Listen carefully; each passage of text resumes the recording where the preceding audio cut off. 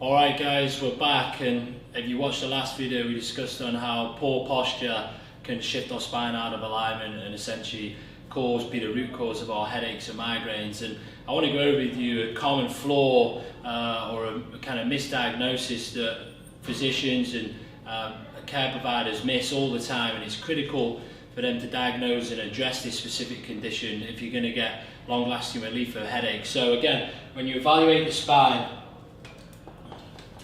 you should have a curve that looks around 42 degrees, nice even curve. We call it the curve of life. A lot of nervous system activity going on here. And when we're looking down on our tablet 4 to 5 hours a day, we're strapped to our desk like the average American 9+ hours a day. Mechanics, over time, the weight of our head and that centripetal force shifts our spine out of alignment. And in our last video we discussed how these nerves, C1, C2, that innervate eyes, ears, nose, throat, when they're under stress, cause symptoms such as headaches. But now I want to discuss with you specifically something called the suboccipitals.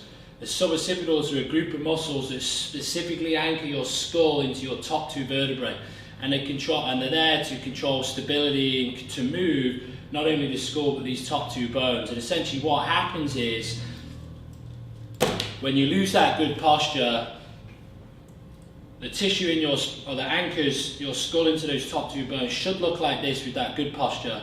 But when that neck travels forward, the tissues, obviously, that anchors into those structures, has to travel with it. So now, every day, day in, day out, your tissue's doing this. And obviously, over time, that compensation breaks that tissue down, specifically something called adhesion. Adhesion acts like glue in a muscle, limits our range of motion, it's weak, it's unstable.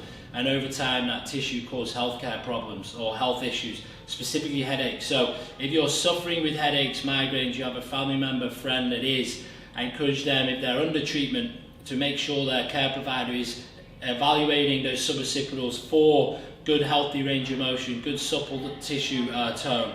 And if you find that tissue really taut and tight, chances are they're under a massive amount of stress. And when they're under stress, they shift those joints out of alignment. When those joints shift, you're going to get headaches. So if this video is helpful for you, you're under care, I encourage you to get your care provider to check out those suboccipitals. If you're taking those over-the-counter meds to treat your headaches, I encourage you to see a provider to evaluate those suboccipitals and get them treated through some specific treatment.